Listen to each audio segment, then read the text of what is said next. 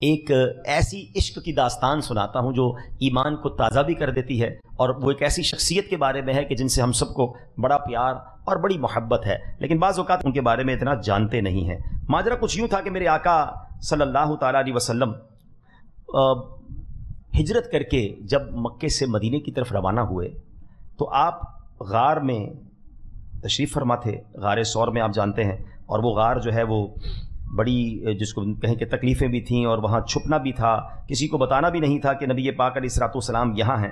تو اب کیا ہوا کہ ایک غلام جو ہے اس غار کے قریب سے گزرا، جو غلام تھا اس کے مالک کا نام تھا عبداللہ بن جدعان۔ تو نبی پاک علیہ الصلوۃ والسلام نے فرمایا کہ یا راعی حل من لبن، تیرے پاس دودھ ہے؟ کہتا ہے دودھ تو ہے۔ نبی پاک نے فرمایا بکری آگے لے آؤ۔ بکری آگے لے کر گیا تو پیارے آقا نے تھن پر ہاتھ لگائے اور دودھ نکالا تو ایک پورا برتن بھر گیا۔ نبی پاک نے دودھ پیا، پھر دودھ نکالا تو حضرت ابوبکر صدیق کو پیش کیا، وہ بھی دودھ پی لیا انہوں نے، پھر دودھ نکالا اس غلام کو دیا، اس نے بھی دودھ پیا، مگر بکری کے تھن ویسے کے ویسے ہی جو ہے وہ بھرے ہوئے ہیں۔ غلام نے یہ معجزہ دیکھا تو نبی پاک علیہ الصلوۃ والسلام نے سوال کیا، ارشاد فرمایا حل لک فی الاسلام، اے غلام اسلام قبول کرو گے؟ ایسا نورانی چہرہ، ایسا پیارا معجزہ، ایسی پیاری باتیں دیکھیں، غلام نے کلمہ پڑھا اور مسلمان ہو گئے۔ اچھا، پھر پیارے آقا علیہ الصلوۃ والسلام نے فرمایا دیکھو کسی کو بتانا نہیں، وہ دن بڑے مشکل کے تھے، لوگ مسلمان ہونے پر مارتے تھے، تو نبی پاک نے فرمایا کسی کو بتانا نہیں۔ وہ غلام چلا گیا۔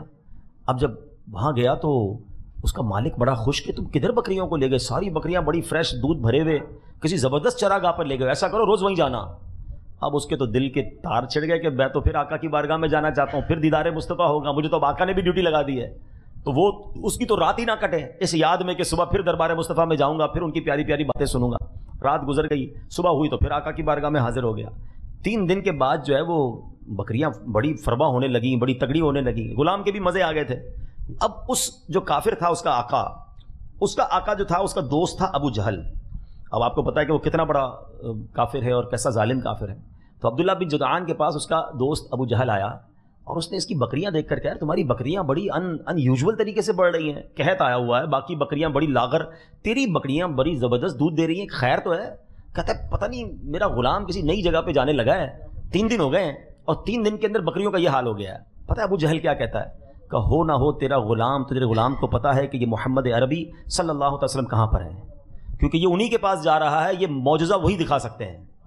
اب آپ ذرا سوچیں کہ کیسے دلوں پر مہر تھی کہ ابو جہل کو یہ پتا تھا کہ یہ بکریاں اگر فربا ہو رہی ہیں تو یہ غلام ادھر ہی جا رہا ہوگا، کیونکہ ان کی نظر پڑتی ہے تو بگڑی بن جاتی ہے، لیکن پھر بھی وہ ایمان نہیں لاتا تھا۔ اسے یہ معلوم تھا دشمنی کیسی تھی، اسے یہ معلوم تھا کہ اگر یہ معجزہ اگر کوئی دکھا سکتا ہے تو وہ نبی پاک علیہ الصلوۃ والسلام ہے، لیکن پھر بھی ایمان نہیں لانا ہے۔ کچھ لوگ آج بھی ایسے ہوتے ہیں، ان کو دلیل سے بات سمجھا دو مگر وہ کہتے ہیں میں نہ مانوں۔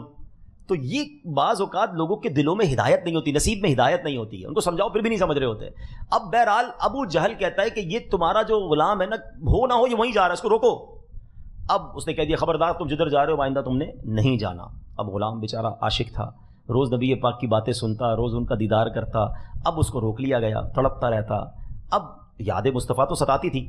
ایک دن وہ کعبے میں گیا۔ اب بدقسمتی دیکھیں کہ وہ ایسا وقت تھا کہ جب کعبے میں بت رکھے جاتے تھے، تو اس نے دائیں دیکھا بائیں دیکھا، کوئی کافر نظر تو آیا نہیں اس کو، ہیں؟ تو وہ گیا اور اس نے جا کے بتوں پہ پہلے تو تھوکا اور کہا تم کیسے خدا ہو، بدبختوں، برباد ہو وہ جو تمہاری عبادت کرتا ہے، میں تو اللہ وحدہ لا شریک کی عبادت کرتا ہوں۔ ایمان تو وہ لے آیا تھا، بتایا کسی کو نہیں تھا۔ اب ہوا یہ کہ وہ جو یہ عمل کر رہا تھا نا، وہ دور سے کافروں نے دیکھ لیا، غیر مسلموں نے دیکھ لیا اور جا کر عبداللہ بن جدعان کو بتا دیا کہ تمہارا غلام ہمارے جو جس کو ہم عبادت کرتے ہیں، ہمارے بتوں کی جا کے بے حرمتی کر رہا تھا۔ اب وہ غضبناک ہوا اور اس نے کیا کیا کہ اس غلام کو لیا اور ابو جہل اور امیہ بن خلف، یہ دونوں بڑے خطرناک کافر تھے، بڑے ظالم بھی تھے، جا کے ان کے حوالے کر دیا کہ اب یہ غلام تمہارے حوالے، جو کرنا ہے اس کا کرو۔ اللہ اکبر اللہ اکبر۔ اب جو ظلم و ستم کی داستان شروع ہوئی نا، اب جو کہتے ہیں نا عشق کے امتحان، وہ عشق رسول میں مبتلا تھا، ایمان لے آیا تھا، اب اس غلام پر پیارے اسلامی بھائیوں جو امتحان شروع ہوا کہ اب اس نے کیا کیا کہ مکے میں صحرا میں لے گیا امیہ بن خلف اور ابو جہل، اور اس کو کہا تم ایمان لے آئے ہو، تم اسلام قبول کیا تم نے، اب اس کو تپتی ہوئی ریت پر لٹا دیا۔ اچھا آپ میں سے جو مکے مدینے گئے ہیں نا، ان کو میرا خیال ہے بات جلدی سمجھ آ جائے گی۔ وہاں کی گرمی دیکھی ہے نا آپ نے، وہاں کی گرمی، اور وہ بھی صحرا کی گرمی میں، اور ننگے پیر نہیں، اس کے کرتا اتار کر تپتی ریت پر لٹا دیا، اور پھر اس کے بعد سینے پر پتھر رکھ دیا۔ اور کہا اکفر بمحمد، معاذ اللہ کہ نبی پاک علیہ الصلوۃ والسلام کی رسالت کا انکار کرو۔ اللہ اکبر، غلام تھا، غریب تھا، ان کے شکنجے میں تھا، مگر ایمان کی طاقت دیکھو کہ وہ غلام ایک ہی جملہ کہتا، ربی اللہ، اللہ احد، اللہ احد، اللہ میرا رب ہے، اللہ ایک ہے، اللہ کے سوا کوئی معبود نہیں ہے۔ وہ مارتے جاتے یہ جملہ بلند کرتا جاتا۔ اللہ اکبر، ذرا سوچئے تو صحیح، جب یہ روز کی مار تھی، جب یہ روز کی تکلیف تھی، تو میرے آقا علیہ الصلوۃ والسلام ایک بار وہاں سے گزرے اور اس غلام کا حال دیکھا، امیہ بن خلف اور ابو جہل کا ظلم و ستم دیکھا۔ اللہ کے حبیب علیہ الصلوۃ والسلام جب اس کے قریب سے گزرے، حالانکہ آپ تو وہ ہیں کہ امت کو تکلیف میں دیکھ کر آپ کو گراں گزرتا ہے، عزیز علیہ ما عنتم، قرآن کہتا ہے کہ وہ نبی جن پر تمہارا مشقت میں پڑنا بہت بھاری گزرتا ہے۔ جب آقا علیہ الصلوۃ والسلام اس کے قریب سے گزرے، آنکھوں میں آنسو آ گئے، نبی پاک کے دل پر کیسا غم طاری ہوا ہوگا۔ اللہ اکبر، اب یہ ماجرا دیکھ لیا صدیق اکبر رضی اللہ تعالیٰ عنہ نے۔ آج ہمارے لوگ کہتے ہیں یار انویسٹمنٹ کرنی چاہیے موقع پر، ہیں پیسے لگانے چاہیے صحیح آئٹم پر، جدھر نفع ملے چھوڑنا نہیں چاہیے، صحیح ڈیسیشن لوگے تو جناب نفع ملے گا۔ اللہ اکبر، خدا کی قسم، دنیا بھر کے مالداروں کی دولت ایک طرف اور صدیق اکبر رضی اللہ تعالیٰ عنہ کا ڈیسیشن ایک طرف۔ آپ جاتے امیہ بن خلف کے پاس، بولتے اس غلام کی کیا قیمت لوگے؟ یہ غلام مجھے دے دو، بہت مارتا تھا نا، یہ بتاؤ یہ غلام کتنے کا مجھے دو گے؟ وہ امیہ کہتا ہے میں مثال دے رہا ہوں آج کے دور کے حساب سے 10,000 روپوں کا دوں گا۔ کہا ٹھیک ہے، 10,000 میں ڈن ہوا؟ کہتا نہیں 20,000 میں دوں گا۔ کہا 20,000 میں ڈن ہے؟ کہتا نہیں 30,000 میں دوں گا۔ یعنی اس زمانے کا جو کرنسی تھی، امیہ ریٹ بڑھاتا گیا، آپ اوکے کرتے گئے، امیہ پھر سودے سے پھر جاتا، پھر ریٹ بڑھاتا۔ اس زمانے میں مثال کے طور پہ اگر غلام کی قیمت 10,000 تھی، حضرت ابوبکر سے اس نے 1,00,000 روپے طلب کیے، بہت مہنگی رقم بڑھا دی۔ حضرت ابوبکر صدیق نے کہا مجھے منظور ہے، اب ڈیل ہو گئی۔ امیہ پتہ ہے کیا کہتا ہے؟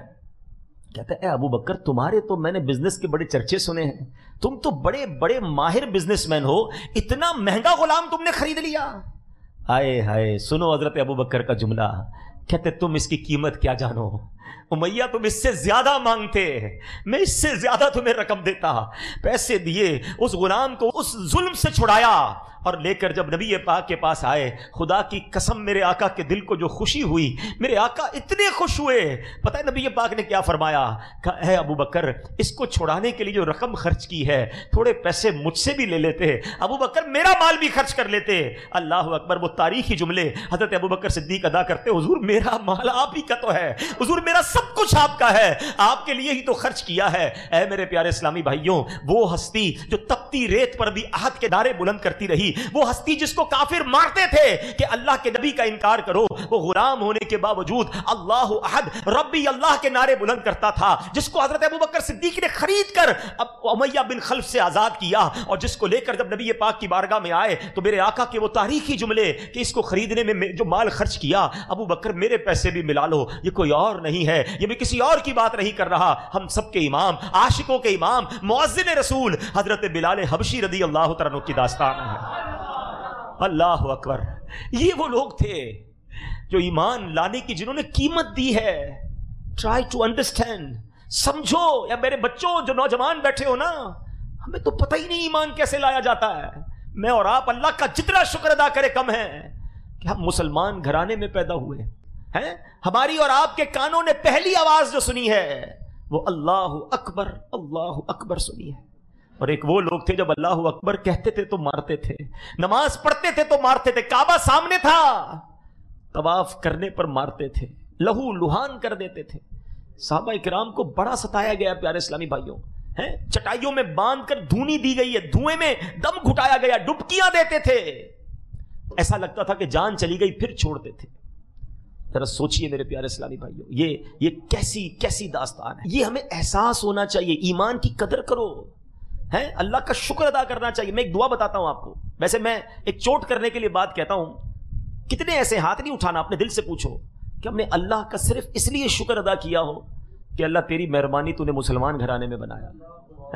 ہم میں سے بہت ساری شکوے ہیں، پیسے نہیں دیے، یا اللہ گاڑی نہیں ملی، بنگلہ نہیں ملا، کاروبار نہیں ملا، ارے سب مل جاتا، اگر ایمان نہ ملتا تو میں کدھر جاتا؟ میں اربوں پتی ہوتا اور خدا نہ خواستہ کسی غیر مسلم گھر میں پیدا ہوتا، میں کیا کرتا؟ ایمان سے بڑھ کر کچھ نہیں ہے، ساری دنیا کی دولت ایک طرف، ایمان کی دولت ایک طرف، اور ہمیں تو بن مانگے ملا نا، نو اسٹرگل، نو پرابلم، پڑھو تو صحیح صحابہ کرام کو. حضرت خباب رضی اللہ تعالیٰ کے بارے میں آتا ہے, ایک بار آپ کی پیٹھ ہے نا, کرتا انہوں نے اٹھایا تو اس پہ وائٹ وائٹ نشان تھے. حضرت عمر نے کہا خباب یہ تمہیں کیا ہوا؟ کہ عمر تمہیں کیا معلوم, تم تو اس وقت ایمان بھی نہیں لائے تھے. جب میں مسلمان ہوا نا تو میرا آقا مجھے چلتے ہوئے کوئلوں پر لٹاتا تھا. جلتے ہوئے کوئلوں پر ہم بوٹیاں بناتے ہیں, کبھی سوچا اس پہ کوئی بندہ بھی لیٹ سکتا ہے کیا؟ کہتے جلتے ہوئے کوئلوں پر مجھے لٹاتا تھا, اور اے عمر میری پیٹھ سے چربی پگھلتی تھی اور اس سے وہ کوئلے بجھ جایا کرتے تھے, مگر پھر بھی میں رب کا نام لیتا تھا. حضرت عمر کہتے ہیں خباب یہ پیٹھ لاؤ, میں اسے چومنا چاہتا ہوں جو اسلام کی خاطر جلائی گئی ہے. کیا تکلیف ملی ہے مجھے اور آپ کو ایمان لانے پر؟ کیا پرابلم آئی ہے مجھے اور آپ کو ایمان لانے پر؟ مگر وہ مار کھا کر بھی نماز پڑھتے تھے, ہم اے سی میں اور پنکھوں میں بھی نماز نہیں پڑھتے. وہ قرآن پڑھتے تھے. آپ کو پتا ہے میرے آقا جب قرآن پڑھتے تھے کفار کیا کرتے تھے؟ اور لڑکے رکھے ہوئے تھے کہ نبی پاک قرآن پڑھے تو تم شور مچانا, تم تالیاں بجانا, تم یہ کہنا معاذ اللہ یہ جھوٹا ہے, اس کی بات نہ سنو. ان کو ڈر تھا کہ ان کی تلاوت لوگ سن لیں گے تو ایمان لے آئیں گے. قرآن اللہ کے حبیب پڑھتے تھے, وہ لوگوں کو سننے نہیں دیتے تھے. اگر آج ہمارے گھروں میں قرآن موجود ہے, ہم قرآن نہیں پڑھتے. We have to answer for those all things. کبھی کہیں تو جواب دینا پڑے گا نا کہ یار وہ لوگ مار کھا کر عبادت کرتے تھے اور ہمیں سب چیزیں میسر ہیں. مسجدیں ہماری گلیوں میں ہیں, اذانیں ہمارے پاس ہو رہی ہیں, مگر ہمارے پاس نماز پڑھنے کا ٹائم نہیں, مسجد میں جانے کا ٹائم نہیں, قرآن کھولنے کا ٹائم نہیں. پھر سب سے بڑی بات یہ کہ ایمان کی قدر تو کرو نا یار. اتنا آسانی سے مل گیا تو قدر ہی ختم ہو گئی. آج کسی کو احساس ہی نہیں ہے.